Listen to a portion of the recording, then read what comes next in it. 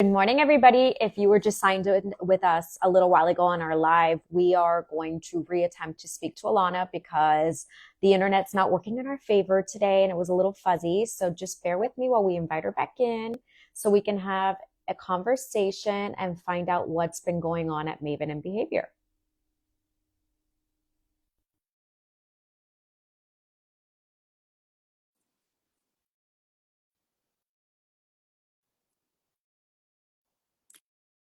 And we're waiting.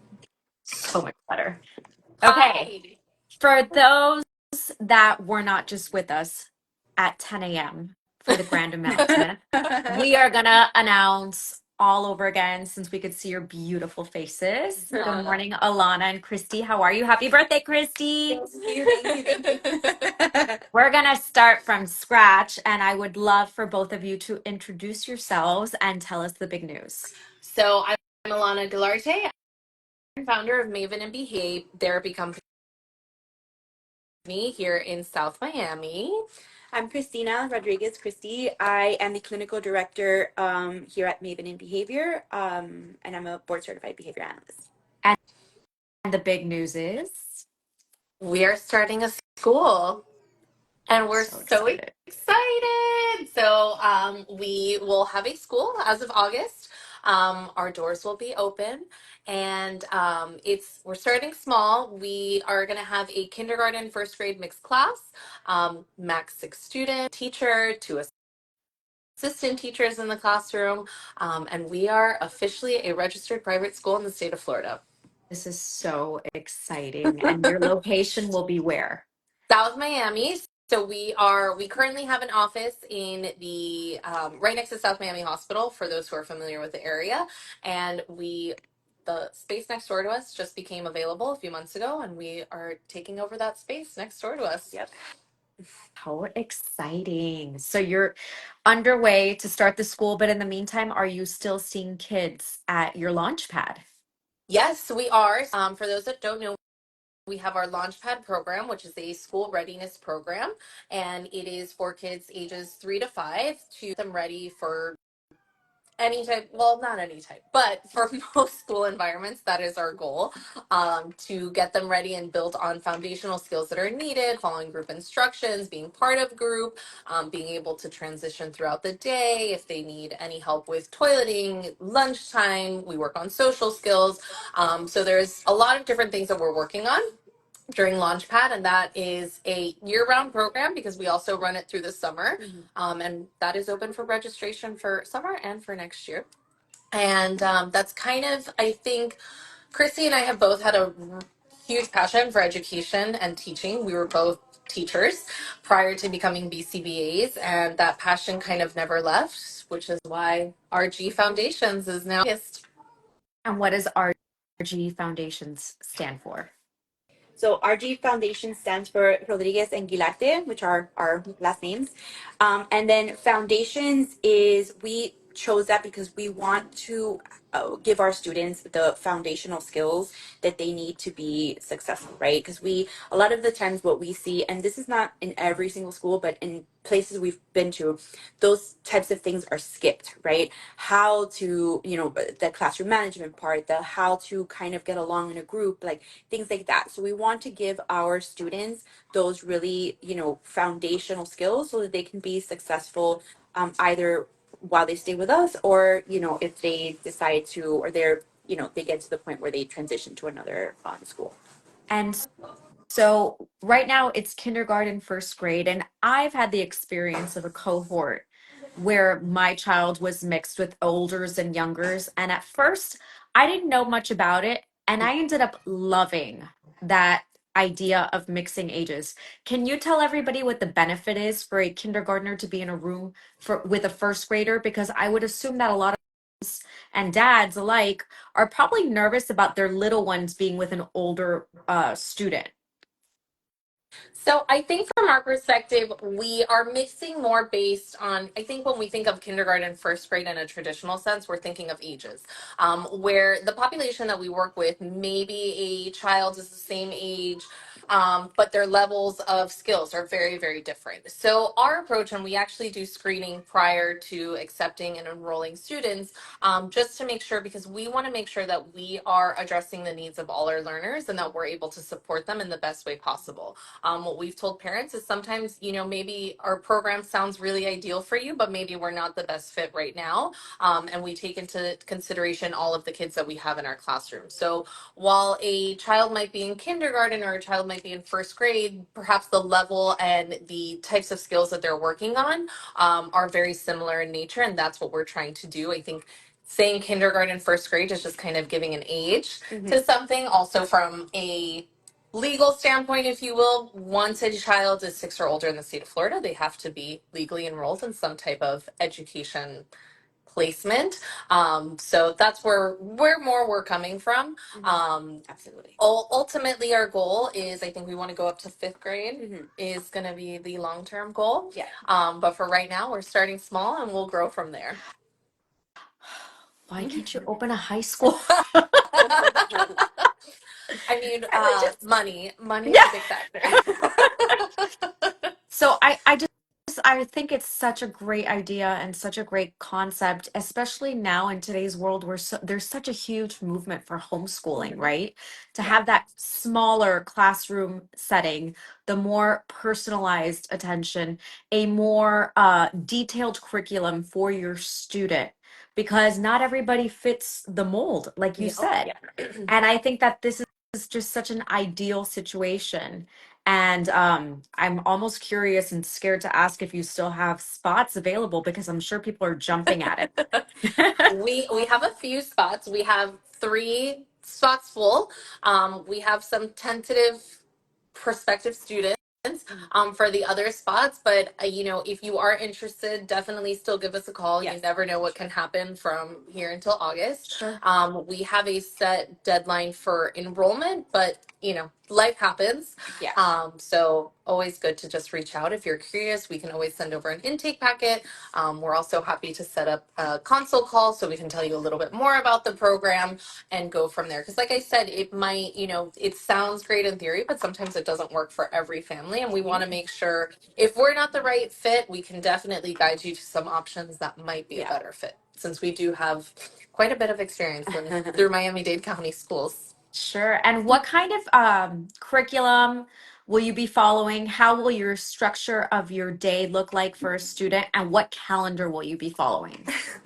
So let's start with the curriculum. So we have chosen a few different things. Our main curriculum will be the unique learning system, which what I like about it and what we both have kind of decided that would work for us is that system it aligns with Florida state standards. But it also presents content per grade band. So, for example, K1 is one grade band.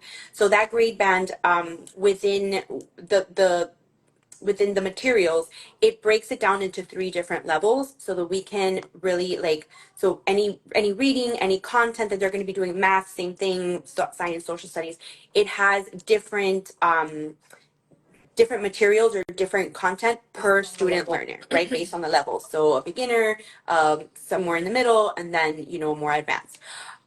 So we picked that because we really wanted something that would be very individualized for our students. And even from there, they give you suggestions for if you need to make extra accommodations or modifications to that, you're able to do so for your students, right? And then our schedule. So the way that we have always seen that works best for us in a group like this, especially because we do have different grade levels, we do have kids with different abilities, right? So we have our schedule set up where we have different times of the day where they will be working in a group to help them with those group skills, as well as times where they're going to be in centers where it's going to be, a much smaller, even from 6, it'll go down to 2 students with one of either the teacher or one of the assistants in the classroom. So we have things like morning meeting, they have lunchtime, they have art, music, recess or PE, and all of those are times where we like to, even in lunch, even in recess, we like to use that time to, provide some social opportunities and guidance in that type of way. And then for the content areas, we will present something in a whole group, maybe 10 to 15 minutes, something, short to introduce whatever topic we're going to be discussing that week or that day. And then from there, they would break out into 3 centers. So there would be 2 students per center with 1 teacher. And really, that way we can really address their goals and their individual needs. Plus, being able to transition every 10 minutes or so really allows them to move from space to space, right? Which is something that we have also seen that our kids really need, is that movement, right? That constant movement. So that's really where I think our kids are going to thrive, is in being able to work on some of those individual skills as well. Yeah. And then calendar wise, So calendar wise, we follow Miami-Dade County Public School schedules. So whenever there's a long break, like spring break, winter break, all of those things, we will follow Miami-Dade County Public School schedule. We won't follow them for some teacher work days, teacher planning days, but we have our schedule set and it's in our intake packet. So we're happy to share that. And then the way our day is structured too is we start, drop off is from 8:45 to 9 a.m. So there's some, movement there for kids who come a little later, kids who come a little earlier, and then our day will finish at 2 p.m. And will there be an extended care? Yes or no?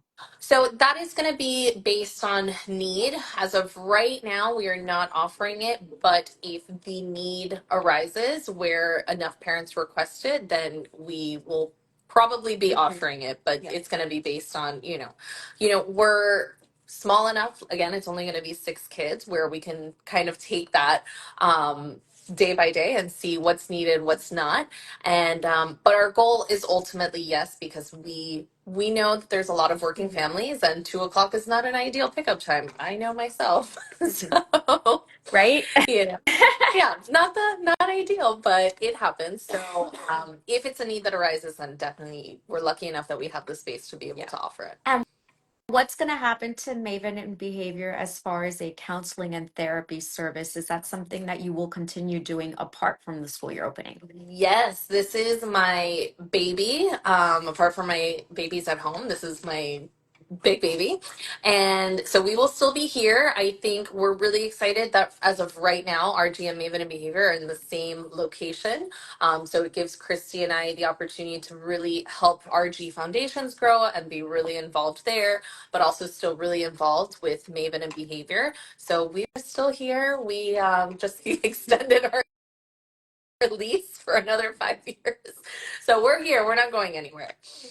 I'm so excited to hear that. I only wish, like I said a million times over, that I had children small enough, because hindsight's 2020, and I think I would have just done a completely different route for my kids. Knowing what I know now and having gone through the pandemic and Yeah. having these experiences, they've really opened up my eyes to alternate schooling, the brick and I mortar think we're school in anymore. schooling in the next few years. I think even now we're starting to see, there's a lot more homeschool pods popping up, and just people wanting something different. I think a lot of our schools around here are kind of failing our kids, and it's hard. I think, part of what drove us is we get asked, if not daily, definitely weekly, like, where does my kid go? Where do we go? And we don't have many I think, recommendations. you mentioned before, like outside the box, and I feel like I would say like the last 10 years, Mhm. the box has narrowed. Yeah. So even for children that maybe, for children that just learn differently, that are takers, that are, and that have a different way of learning, that is your cut and dry, you know, way of learning, it's become very challenging. It's become, and for our learners that have just, they have different abilities, they have different needs, they need content presented in a different way. That box is just entirely too narrow. So we're trying to go outside Yeah. that. Absolutely. I couldn't agree more. I mean, right now we're starting to see um dyslexia, I feel like, has always been something that people know about, but not a lot of people know about dysgraphia and Uh-huh. dyscalculia. Yeah. And those are very real Yes. things. And Yes. I think if people start talking about it more and more like they have with dyslexia, they will realize, oh, maybe I suffered from this as a child. Hmm. I didn't know this was actually a thing. I thought I was just really bad at graphs. I thought I was really bad with numbers. I Yeah, thought I was really bad in mathematics. And we're learning about these things more and more. And I think that the more we are open to hearing these things, the more open people are to just searching for alternate learning definitely. Absolutely. environments. It doesn't just Absolutely. have to be the 9 to 5 school where you go in and go out Yeah. anymore. Absolutely. Yeah, and I think that's our goal. I think as Christy mentioned before, we really want to provide a, and hence the name Foundations. We want to provide a really solid foundation where our kids can go out into different environments and be successful and be independent. That's not only the goal at RG, but it's also the goal at Maven and Behavior. Is we want our kids to be as independent and successful as possible. And I think, the lay of the land everywhere is kind of changing, maybe a little slowly. Hopefully it starts moving a little bit faster. Yeah. But, I think we are starting to think outside of the box, and parents are looking for different options. And we see that a lot, even just with our own families that we Yeah. work with, that they are searching for different Yeah, and options. I think school, at least how we were brought up, is that school should be a second home, a safe space, a place where you go to learn in the best way that you can, right? Where you're presented with information in a way where you're going to be able to learn. And I think something that Alana and I always say is, if a child is not progressing, if they're not learning, that's on us, because we're the professionals, we're the educators, we're the BCBAs, we're the RBTs. Like, that's where we have to go back and say, how do we present information in a way that they're going to get it? Yeah. Not put that on the child, because that's not on the child. The child is there to learn, and we have to figure out the best way to do that, to help them do that. It's so important. And I don't know if you guys happened to listen to my little rant in the car the other day about a return of teaching life skills in the Yeah. classroom. Yeah. It's something that I think we don't give enough credit Yeah. in our day-to-day curriculum. I had mentioned about executive function skills. Mm-hmm. And for those that don't know what that is simply maintaining a calendar, staying organized, staying on top of things, learning how to task and rate things from most important to least Yeah. important, knowing what steps to take when you're working on a project, or what strategies of learning work best for you. And I think that's been forgotten over Yeah. time. Definitely. I agree with you. I agree, but I also think that a component of that is, things that are developmentally appropriate, Yeah. right? So all those things, I agree with you, but I think that sometimes people forget, and this I think is just everywhere, right? In all settings, people forget that there are things that a 5-year-old, executive functioning wise, should be able to do, but that their brains are not ready for. So they're asked to do a number of things that at least I don't remember doing until I was in middle school. I was in a kindergarten classroom yesterday where the kids were writing answers like from their own memory about like a text. How do we know that this text is a fantasy for a 5-year old? And they have to write their own response. I'm like, I remember learning how to write my name, which my 4-year old is now learning how to write her name. I'm like, we keep moving things Yeah. developmentally back Yeah. and back, and I think that's where then we see all these problem behaviors in a classroom, or all of these gaps in skills, and it's, well, are they really gaps, or are we just not there developmentally, and we're not supposed to be there Yeah. developmentally? Like, a 5-year-old should get their lunchbox. They should learn how to blow their nose. They should learn how to, these beginner, like, hygiene types of things. But in my opinion, and at least in the experience as an educator, a 5-year-old shouldn't be writing like things in an agenda yet. They can barely. They should not be able to. That to me is a lot. So while I completely agree with you that executive functioning in a developmentally appropriate way should be done, I think we all need a little bit of a refresher of what a 5-year-old should and shouldn't be doing. Thank you for that reminder, because I feel like lately that is all I am hearing, Yeah. right? That there's a delay in executive functioning, that there shouldn't be. And then you have to remember that these kids, what was kindergarten for us Is very is different. now what? Pre-K 3 for them. Yeah. Yeah. I mean, it's just nutty. And then I think I mean, I could go on and on, sorry about this forever. Please do. But I think it's also unfair. I think it's unfair because then one, you're putting that on a child. And two, then you're going to a parent. I remember a few years ago, I had a friend of mine who her child was not even 2. And she was told at a preschool that they were concerned because he couldn't sit down for 15 minutes. And I'm like, He's 2, not even 2. He's not even 2. So then that got her spiraling and all these things. And I'm like, listen, that's not, so I think it's unfair to have that expectations of the kids. And it's unfair to put that on I'm not a mother, but I know that you all are worried 24/7 about your kids, so it's unfair to put that kind of thing on a mother or on a father, on a parent, when that's not really something that they should be doing. Yeah. Christy puts me in check at least once a week with my own child. I think more and more people need Christy in her life then. So let me ask you both, having the ABA background, how is that going to benefit you guys in the classroom? And are you going to service just people with those needs, or will it be open to anybody? So I will start with will it be open to anybody?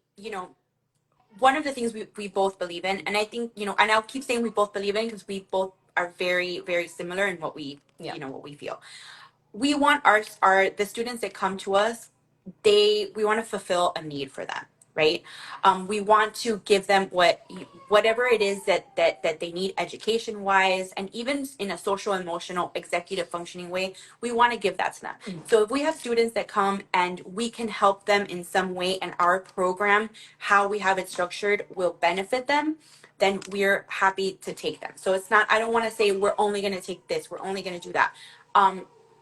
But it has to be something that makes sense, because we're growing, but we're still not yet in a situation where children are going to be in a playground or this or that, but it's what we want to fill a need for them, right? So I don't want to close us off in saying, oh, we're not going to take or we only take this type of learner versus that type of learner. Right. No. So if our program, how we have it set up, is going to fulfill a need, a greater need for that child, for that family, then we're happy to do that. As far as the ABA, and I think we can both kind of jump in, we're going to take ABA principles, so strategies that we have learned, the compassionate ABA, when we teach some of these behavioral things, when we help our students go through maybe an emotional moment, things like that, how we present content, how we present information for different learners, because that's what our ABA background gives us. It gives us a lens for how to present information, how often a child would need a break, how often they would need some kind of reinforcement, right? Like things like that is where our ABA would come in. Now, does that mean that we are going to have a curriculum that is educationally based, but the presentation of the content may have some ABA type strategies? And for sure, how we address behavior, and the way that we always look at it and we explain is, behavior is a way of communicating a need. It meets a function. So for us, we are able to find what is the function of this behavior, and how can, in a group setting, we address that. Mm-hmm. And I think also too, from our ABA perspective, for those familiar with ABA, it's very data driven. Yeah. So we're constantly taking data on behaviors, on skills, on everything that we're kind of working on with children. Is it going to be as data heavy as a typical ABA therapy session? No, but a lot of what we're going to be doing is data driven. So even in our Launchpad program, we do have data for all of our students that we are collecting daily that drive our decisions and our programming for that child. So whereas in Miami-Dade Public Schools, you have an individualized education plan, an IEP, RG is going to have our own version of an IEP. So a question that we've gotten a lot from parents is, are you guys going to be doing grading? Are you going to have a traditional grading system? We're not, because we're not traditional. We are going to have a education plan, or I think we're calling it an individualized academic plan. It's a work in progress. We want to come up with a good name that doesn't have that taboo and that background. Sure. And I agree with you. And I think the grading thing has come up many times, but it's something that is a standard ABC. They say ABCDF, but then within that, like how people give A's and B's and C's really differs sometimes, even Absolutely. between how a teacher teaches one content versus another. Sure. So for us, it's more important to, like Alana said, have the data and keep going within those academic goals and within behavioral goals and group and social emotional and all of that stuff, and see how they're progressing towards a goal rather than saying, oh, they're getting, he has a B. Yeah. What does that And mean? for most of our kids, especially any kindergartner, most of those kids don't care if they get an A, a B, a C, or a D. So we want, like we explained to a parent the other day, we really want this to be functional and worthy of a child's time. It doesn't matter if a child gets an A or an F on a test or a quiz or some type of worksheet, because that's meaningless to them. We want the work and the content of what we're demonstrating, providing, doing to be meaningful. And what's more meaningful to us, and I think to parents, and I think it's hard because we're raised in this traditional system where, yeah, you go to school, you get grades. What happens if we go to another school? We've already done that research. You don't need a grading system to go transfer to another school. You'll be fine. So what's more important to us is that the goals that we create at the beginning of the year. So all of our students, after a few weeks into the school year, will be assessed. And based on that assessment that we do, we're going to create, like Christina said, the academic goals, social emotional goals, behavioral goals for the year. And as the children, because we're going to be constantly monitoring those goals, taking data, and as those children go mastering those goals, it's like a working, living document. Like an IEP is supposed to be, but those familiar know that that's not often changed and it's not often developed or progressed. And that's our goal, is to be moving through these goals that the children have, because that's how we know that they're making progress. That's going to tell us more than a test where they get a B or an A or an F. Of course. And I know that in today's world, there's a huge peanut allergy population, and people are looking for safe environments where they can rest assured that their children will not be exposed to something that could give them a reaction. What will be your school's stance on that? So like our current policy right now in Maven and behavior, if there is an allergy, we eliminate all of those things that could potentially harm them. I know there's some schools that are very much like, we are a peanut free school. I think right now none of our kids enrolled have an allergy. Yeah. And I think that's going to have to be something that's determined kind of case by case and depending on the severity. I don't want to rule this out as, a peanut free or an egg free or, something like that just yet. But it again depends on the severity. We've both worked, I think, in public school settings where we've encountered that, and I know myself, I've had EpiPen training and all of that because of the students that I've worked with.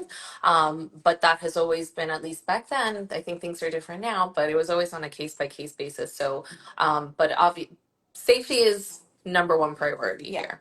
And we, for us, we also have children that, have food restrictions and things like that. And we respect that. We honor that. We are very, we have a very open communication with our parents. So for a child, a student, and a client that has those kind of restrictions, if we're going to have, of course, depending on the severity, right? So if for food restrictions, we're always very open, like, oh, there's going to be some kind of celebration, some kind of party. So we let the parents know so that they can provide, so that the child doesn't feel left out, right? They can provide something for that child, and they can join in and have their own special treat while, respecting and maintaining, what the parents desire for them. I love that. And one more question for you guys. Will students who need a specialty service be able to do that during the school day so that they have the rest of the afternoon to do whatever they want? Great question. No. Big believers in school time is school time. We don't want children. What we tend to see a lot in schools is that children then get pulled out for those services during fun activities. Maybe it's art, music, recess, lunch, and those are all crucial parts of our day. Agreed. Those are all opportunities for learning, whether it's lunch, whether it's recess. Yes, maybe it's a break, but there's still a lot of embedded learning opportunities.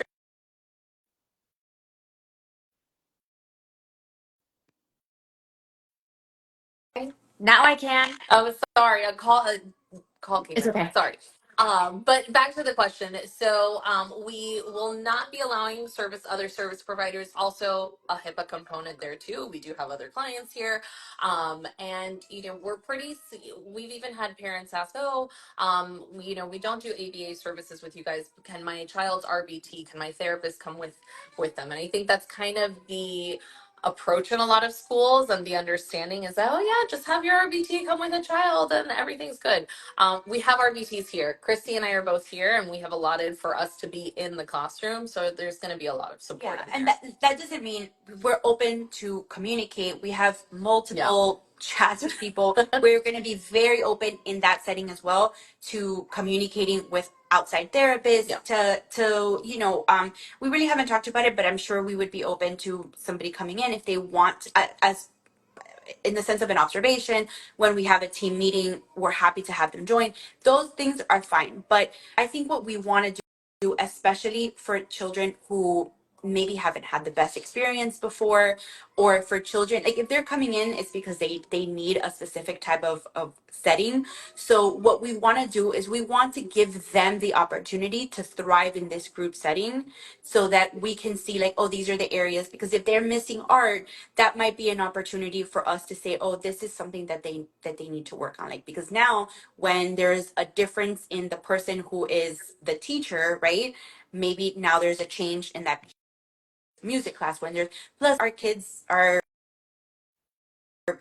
our population, kids in general, they need to have time to decompress. They need to have time where somebody is not, telling them, hey, get Do this, this, hey, do do this. this, hey, do the other thing. So those are things that are important to us. And I think while we're open to collaborate and communicate and things like that, having one of our kids getting pulled out a couple of times a week or something like that, it just interrupts the flow, and it won't let us get a real accurate picture of how they're progressing. So we wanna just leave this whole day as is and collaborate as much as possible and communicate as much as possible, but give them that opportunity first. Sounds great. I love the fact that you guys are just going to let kids be kids. Yeah, they need to be. They need to be. They deserve that.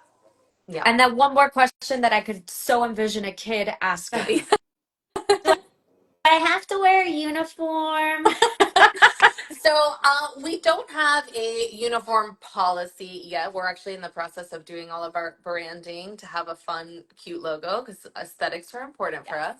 So for Launchpad, we had kind of given a suggestion of what uniform should be. That's kind of going to be the same with us here. It's up to parents. I know it's a lot easier to have like weekends. We're not having a whole debate about what's going on in the morning, but that's going to kind of be a parent choice. Okay, sounds good. So if anybody is interested in those last 3 spots, where can they apply? So reach out to us. They can find us on our Instagram, RG Foundation School. You can also find us through Maven and Behavior. I think that's where a lot of people tend to find us. And just send us either a DM, or there's access to our emails from there. And or you can give us a call. All of our information is on the Maven and Behavior page too. Ladies, I'm so excited for you. I am so proud of you, Alana. I mean, Thanks. for those that don't know, I've known Alana since she was a little Little. girl, so tiny. So I am just so proud of all that you're doing for the community and for all our kiddos. And Christy, I am so proud of you, even though I don't know you. Thank you for all the support. We're Always. super excited. So yeah, hopefully we hear from some families soon. Yeah, we'll be checking in because I'm gonna keep asking until you open a high school. And we'll get there little by little. We have some time. Let's start with this first, and then we'll get there. Well, I'm definitely planning on checking in the coming months and seeing how things are going. So we will talk soon. Sounds good. Good to see you. Thank you, ladies. Happy Bye. birthday, Christy. Bye. Thank you.